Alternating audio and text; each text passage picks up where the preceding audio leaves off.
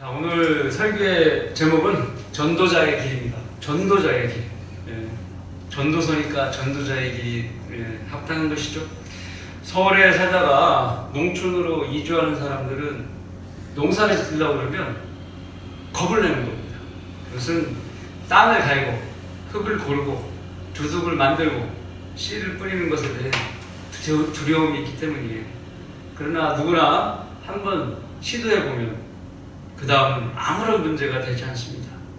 왜냐하면 뿌려진 씨앗은 싹이 나고 안 나오고는 또 안 나오기도 하지만 이 모든 것은 자연을 주관하시는 하나님의 소관이기 때문에 그렇습니다.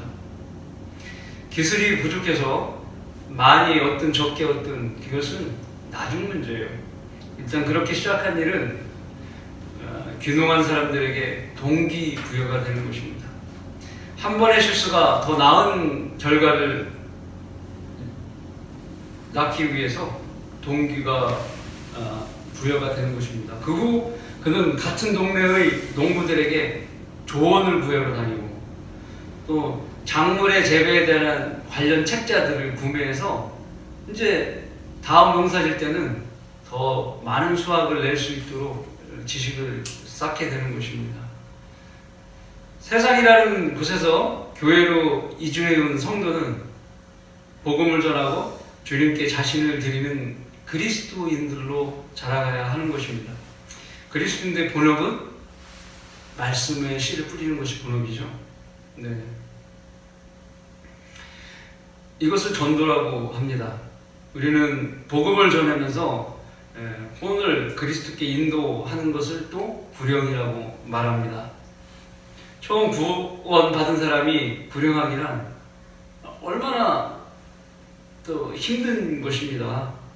매우 힘들어요. 실질적으로 복음을 전하는 것 자체도 이제 두려움에 쌓이는 것입니다.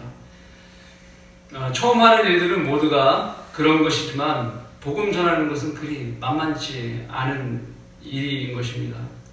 복음을 전할 때 어떻게 먼저 전하냐? 주변 인물부터 전하게 하는 것이 가장 좋은 방법이에요. 가족부터 전해야 되죠. 그래서 차차로 범위를 넓혀가는 것입니다. 그러다 보면 낯선 사람에게 복음을 전하게 되는 거예요.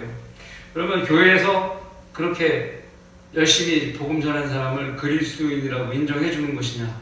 아니에요. 그렇게 인정받는 게 아닙니다. 그리스도인은 자신이 그리스도를 따르는 삶을 살고자 복음을 전하기 시작했다면 하나님께서 그 즉시 그리스도인이라고 여겨주시는 것입니다. 구원만 받은 사람은 그리스도인이 아니에요. 네. 그냥 성도인 것입니다. 농촌에 산다고 다 농부가 아닙니다. 농부가 일정한 토지를 가지고 일정한 양을 자기가 땅을 일구고 작물을 재배해야 농부라고 인정을 받아서 그 농협에서 농사 짓는 그 명부에 등록이 되는 거예요. 또한 성경 침례를 다닌다고 해서 모두가 성경대로 믿는 사람이 아닙니다. 성경대로 믿고 모든 일에 성경대로 실행해야 성경대로 믿는 사람인 것처럼 말입니다. 허드슨 테일러는 진정한 그리스도인이었습니다. 어릴 때부터 혼에 대한 연민을 가진 그는 선교사의 꿈을 가지고 있었습니다. 그의 형은 정치에 관심이 많았어요. 그래서 의회에 진출해서 가문의 이름을 빛내고자 했습니다. 그 형과 대조적으로 허드슨 테일러는 중국 선교를 나가냐고 고생을 많이 했던 것입니다. 어떻게 했느냐? 현지에서 아내와 딸을 잃었어요. 선교한다고. 하지만 중국 복음화의 꿈은 현실로 그렇게 자기에게 고난으로 다가왔던 거예요. 그 당시 중국의 복음이 전파되는 놀라운 선교의 역사가 중국 땅에 실질적으로 일어났습니다. 척박한 황무지에 씨를 뿌리고 소출을 거두게 된 것이죠. 결과적으로 정치로 가문을 빛내겠다고 한 형은 역사에 이름조차 남지 않았지만 허드슨 테일러는 오늘 어떻습니까? 많은 그리스도인들의 귀감이 되고 예화로서 이렇게 사용되고 있지 않습니까?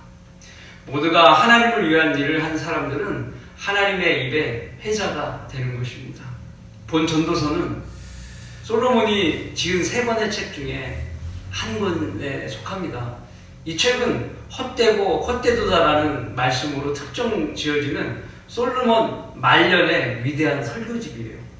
솔로몬은 다윗 왕의 아들로 왕의 부자를 물려받아 하나님으로부터 이 세상의 복이란 복은 모두 누렸던 왕입니다. 심지어는 왕비가 700, 후궁이 300을 거느리지 않았겠습니까?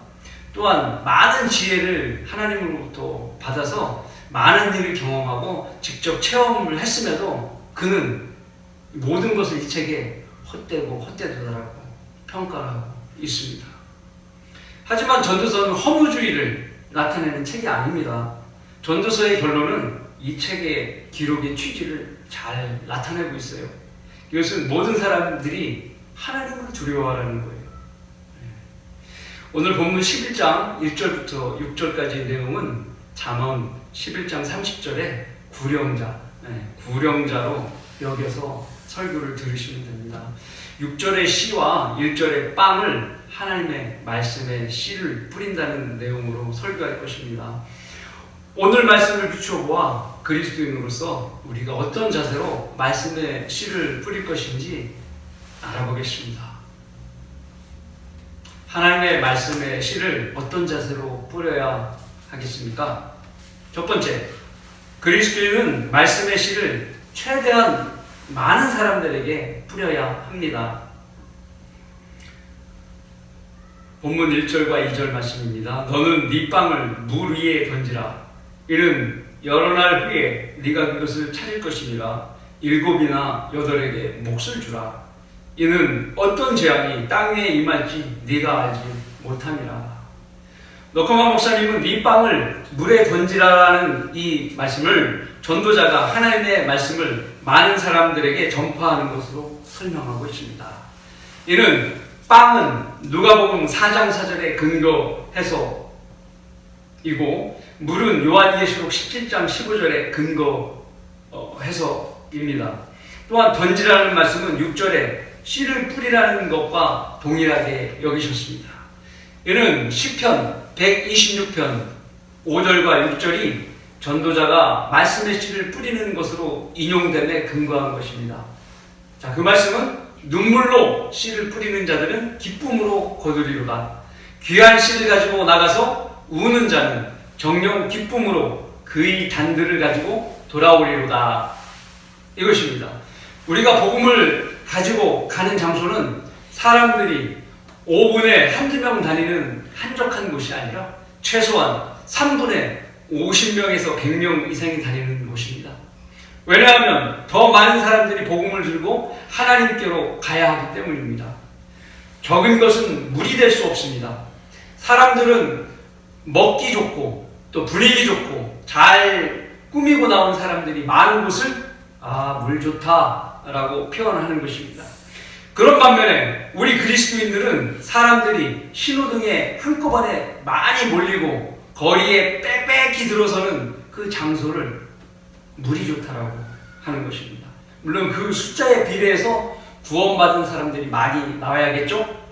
요즘은 사람들이 완악해져서 구원받은 수가 현격히 줄었어요. 자주 실망을 가질 때도 있지만 주님께서는 전혀 없게 만들진 않고 계십니다. 하나님께서는 모든 사람들이 구원을 받는 것을 원하시기 때문에 모든 사람들이 구원받도록 가능하면 많은 사람들이 모이는 곳을 찾아서 효과적으로 전하게 됩니다. 복음을 전하는 것은 참으로 눈물 나는 어려움들이 또 따르게 됩니다. 마귀가 가진 방법으로 방해하기 때문이에요. 하지만 주님께서는 그에 맞설 수 있는 용기와 지혜를 주시고 또 도우시는 성격을 그때마다 마련해 주시는 것입니다. 그렇게 많은 무리가 회개하고 지옥에 가지 말라고 눈물로 호소할 때 전파되는 말씀은 당장의 구령의 열매로 맺힙니까? 그렇지 않습니다. 당장 열매가 맺히지 않아요. 처음엔 적지만 나중에 맺히게 돼요. 그러나 가늠할 수 없는 여러 날 후에가 지나면 다른 전도자를 통해서 구원을 받았거나 전도지를 읽고서 말씀대로 구원을 받는 사람이 나온다는 것입니다. 그뿐만 아니라 구원받은 혼들은 성령께서 그들을 자라게 하셔서 미래의 복음 전도자로 성장시키는 것입니다.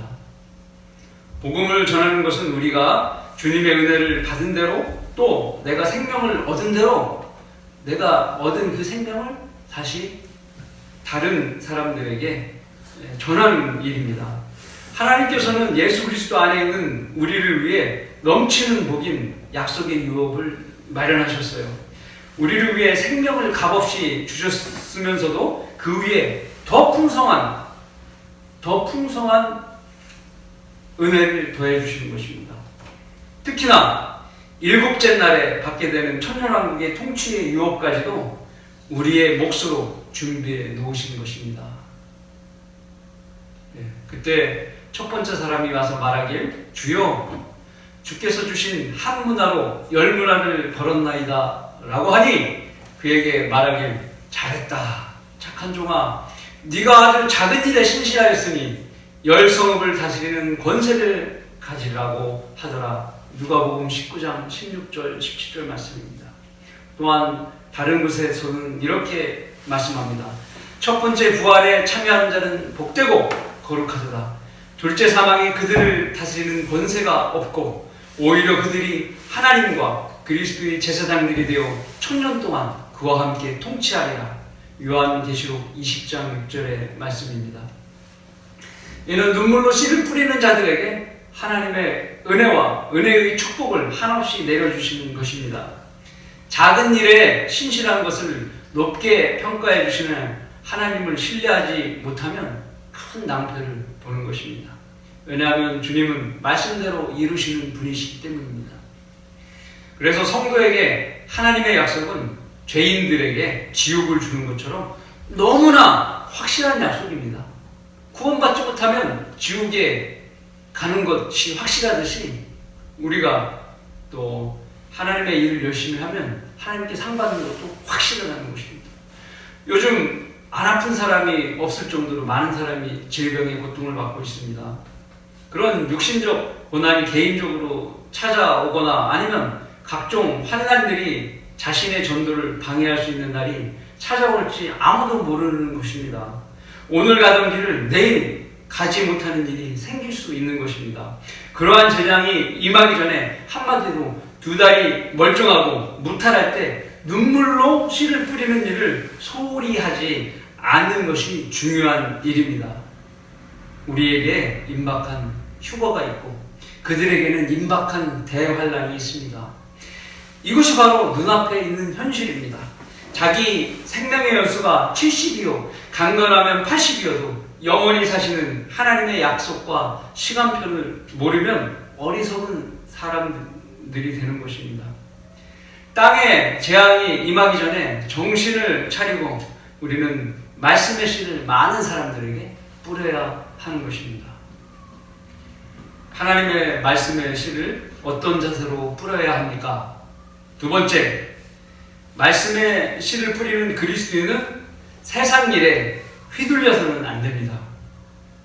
세상 일에 휘둘려서는 안 됩니다. 본문 말씀 3절과 4절입니다. 구름에 비가 가득하면 땅 위에다 비를 쏟을 것이요 또 나무가 남쪽으로나 북쪽으로 넘어지면 그 나무가 넘어진 곳에 그냥 있으리라. 바람을 관측하는 사람은 파종하지 않을 것이요 구름을 바라보는 사람은 거두지 아니할 것이라. 농부의 입장에서 이렇게 쓴 것이죠. 복음을 처음 전할 때에는 기상에 너무 민감한 반응을 보일 수밖에 없어요. 보통 그리스도인들이 설교팀에서 복음을 전할 때 직장 관계로 인해 주말에 모여서 전하게 됩니다. 한 곳에 여러 명이 모일 경우가 많기 때문에 일기예보에 민감하게 되는 것입니다. 자주 보다 보면은 주말에 날씨가 비 온다고 나올 때가 있어요. 그런데 그것을 미리 수요일이나 목요일날 미리 예측해서 주말에 우리는 복음 전하는 걸 취소하겠습니다. 이렇게 이야기하면 낭패를 보는 것입니다. 당일 아침에도 역시 마찬가지로 그렇게 빨리 결정을 하게 되면은 낭패를 보기 일쑤입니다. 그래서 그 정해진 시간에 닥쳐서 판단을 해야 맞거든요. 그렇게 임박한 시점에 복음 장소로 나가서 비가 오면 그냥 돌아오고 비가 오지 않으면 복음 전하는 것이 그렇게 일례가 되어버렸습니다.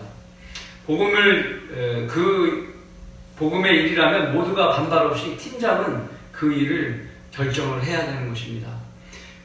구름에 비가 가득하면 땅 위에다 비를 쏟을 것이고 그러면 복음을 못 전하는 것이죠.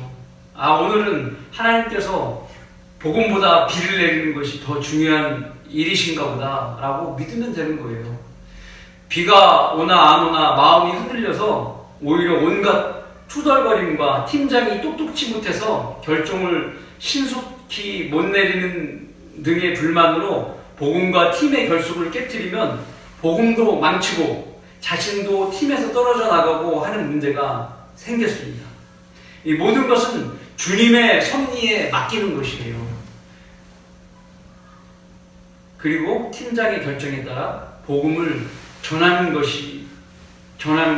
그리고 전하지 않는 것, 이것을 따르면 문제가 되지 않는 것입니다.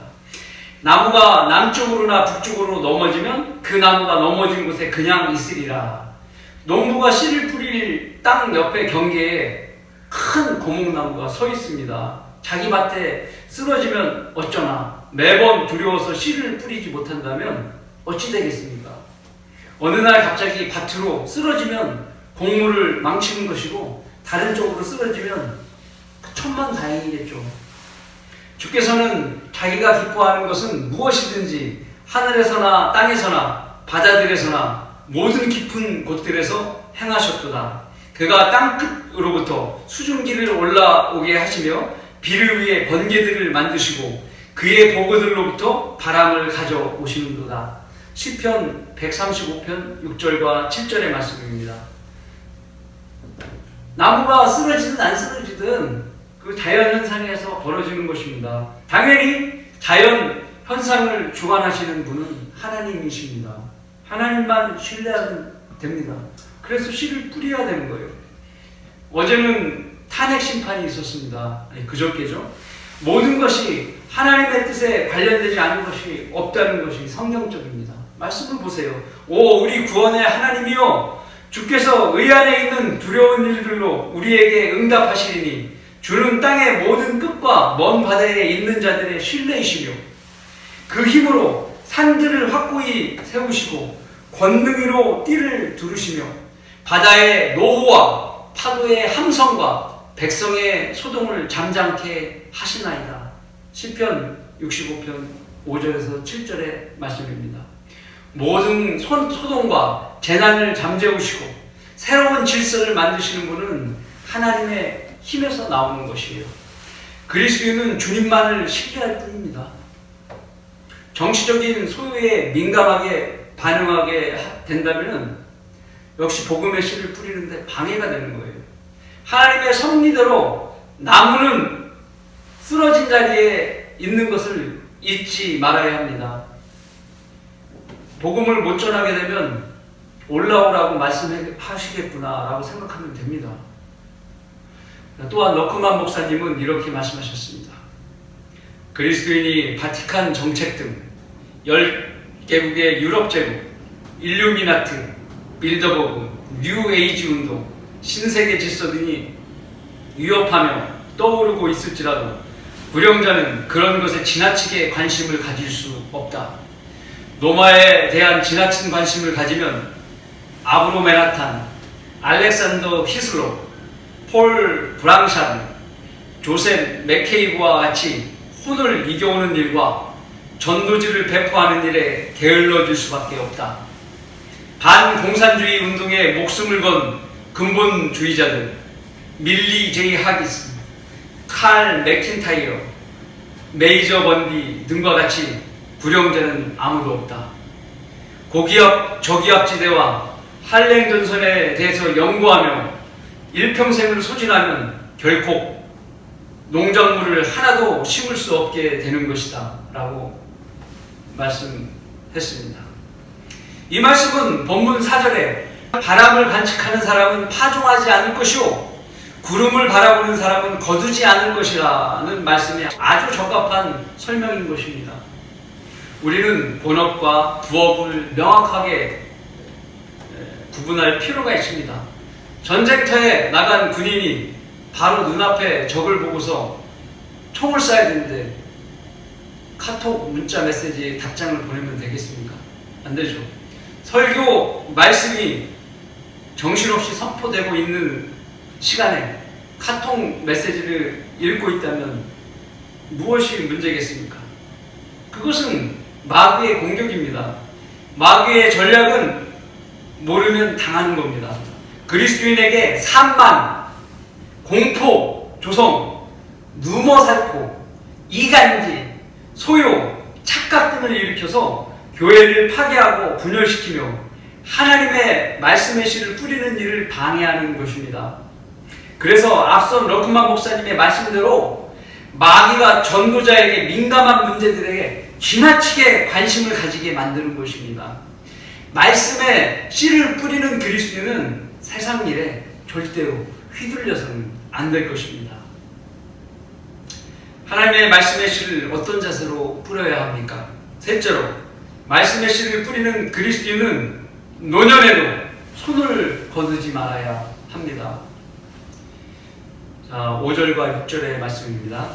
영의 길이 어떤 것인지 아이를 뵌 여인의 태에서 뼈들이 어떻게 자랐는지 네가 알지 못한 같이 만물을 지으신 하나님의 일들을 네가 알지 못하느니라. 너는 아침에 씨를 뿌리고 저녁에 네 손을 거두지 말라. 이런 이것이 잘 될지 저것이 잘 될지 또는 둘 다 좋을지 네가 알 수 없습니다. 5절에서 하나님의 말씀을 전할 수 없는 날이 올 때를 예상하라는 경고입니다. 5절은. 그래서 우리는 더욱 열심히 전해야 할 것입니다. 너는 말씀을 전파하라. 때를 얻든지 못 얻든지 항상 대비하라. 모든 오래 참음과 교리로 견책하고 책망하며 권고하라. 때가 이르니 사람들이 건전한 교리를 견디지 못하고 그들 자신이 정욕에 따라 가려운 길을 즐겁게 해줄 선생을 많이 두리라. 또한 그들이 그들의 귀를 진리에서 돌이켜 꾸며난 이야기로 돌리리라. 디모데후서 4장 2절부터 4절 말씀입니다. 사실 그날이 왔습니다. 그날이 왔습니다. 첫 번째, 왜 그러냐? 사람들이 건전한 교리를 견디지 못해서 하는 말들이 이런 것입니다. 성경춘례교회는 자기들만 옳다고 해. 설교가 너무 딱딱하고 지루해. 두 번째, 세상 교인들은 그들의 귀를 진리에서 돌이켜 꾸며낸 이야기로 돌립니다. 그래서 교인들이 심심하지 않고 지루하지 않도록 꾸며낸 이야기들로 폭소를 자아내는 만장꾼 목사가 되어버리는 상태입니다. 이것이 말씀의 밤이 찾아온 것입니다. 사람들이 진리를 찾지 못해요. 이런 시대에 주님의 도우심이 없다면 우리 교회가 생존하겠습니까? 그러면 이 시대의 전도자의 태도는 어때야 합니까? 아침에 씨를 뿌리고 저녁에 손을 거두지 말라는 것입니다. 저녁은 노년을 뜻합니다. 어떤 사람은 나이가 먹을수록 더 강성해진다고 해서 노일장이라는 말을 듣습니다. 부럽죠? 이렇게 살 수만 있다면 좋은 것이 아니겠습니까? 또 얼마 전까지만 해도 세상 사람들은 이런 말을 유행시켰어요. 나이는 숫자에 불과해. 좋은 말입니다. 복음을 전하는 데 있어서 이런 사고방식은 바람직한 거예요. 본 교회에 90세가 되신 이모친이라는 분이 계세요. 그분은 아직도 거리에서 복음을 전하시는 열심을 다하십니다. 매 주말마다 또 시간이 되는 대로 청량리에 나가서도 복음을 전하십니다. 오늘 말씀처럼 저녁이 되어도 손을 거두지 않는 분이십니다. 또한 이성호 목사님도 주님 품으로 가시기 2년 전까지 고촌 삼거리에서 시간이 나실 때마다 매주 거리 설교를 하셨습니다. 주일 설교와 신학교 수업 등 많은 일정을 수행하면서 또 암치료를 받으면서 복음을 신실하게 전하셨던 것입니다. 또한 러크만 목사님도 주님 품으로 가시기 전에 92세, 93세의 몸으로 거리 설교를 하셨습니다. 차들이 많이 다니는 거리에서 지팡이를 짚고 당신은 어린 양의 피로써 죄를 용서받으셨습니까? 라고 외치는 소리를 들으면 정말 너무 멋진 그리스도인이구나 라는 생각이 절로 듭니다. 참으로 우리 주변에는 좋은 본이 되시는 분들이 넘쳐나고 있습니다. 이것이 하나님께서 아끼시는 교회에 이루어지시는 일들이고 사람들입니다. 주의 집에 심겨진 자들은 우리 하나님의 뜰에서 번성하리로다. 그들이 늙어서도 여전히 열매를 낼 것이요 그들이 기름지고 번성하여 주의 정직하심을 나타내리로다. 그는 나의 반석이시니 그에게는 불의가 없도다. 시편 92편 13절에서 15절 말씀입니다. 저녁에도 손을 거두지 않는 그리스도인은 여전히 열매를 내는데 그 열매는 생명나무라고 잠언 11장 30절에 말씀하십니다. 의로운 자의 열매는 생명의 나무니 혼들을 이겨오는 자는 현명하느니라. 구령자에게 주어진 주님의 유업의 상은 확실히 보장된 것입니다. 그래서 현명한 자는 나이가 들어도 말씀의 씨를 뿌리는 일에 게으르려 하지 않은 것입니다. 그를 위해 하나님께서 광명처럼 영원히 빛나게 하실 것이기 때문입니다. 현명한 자들은 창공의 광명처럼 빛날 것이요 많은 사람을 의로 돌이키는 자들은 별들처럼 영원 무궁토록 빛나리라. 다니엘 12장 3절의 말씀입니다. 이로 인하여 우리는 하나님의 말씀을 뿌리는 일에 지속적으로 더욱 열심을 다해야 할 것입니다. 결론을 맺습니다. 복음을 전하는 일은 매우 중요한 일입니다. 그리고 가장 하나님께서 기뻐하시는 일입니다. 왜요?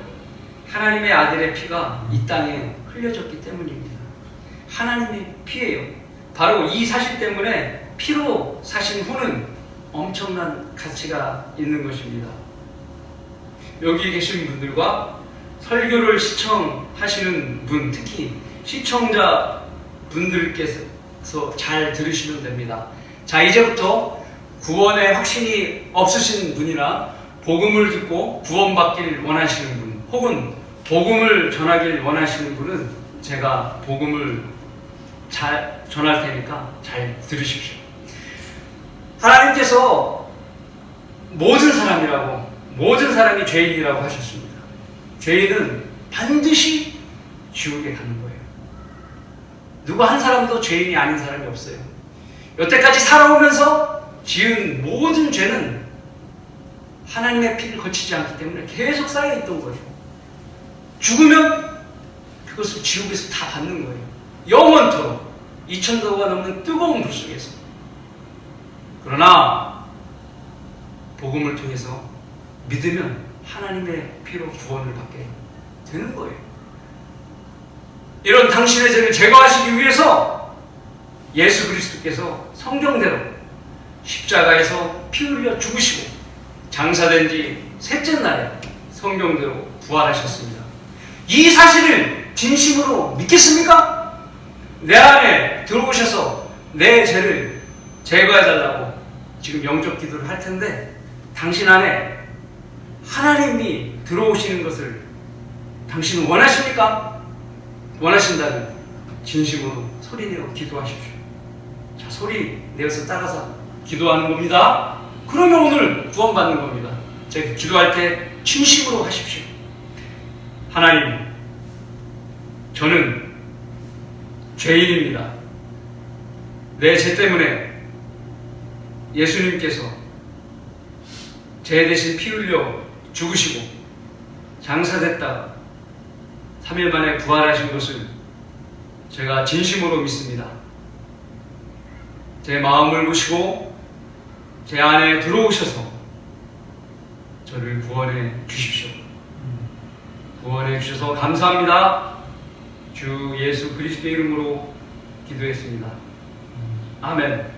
이렇게 했다면 여러분은 구원받으신 것입니다. 네가 네 입으로 주 예수를 시인하고 하나님께서 그를 죽은 자들로부터 살리신 걸 네 마음에 믿으면 구원을 받으리라.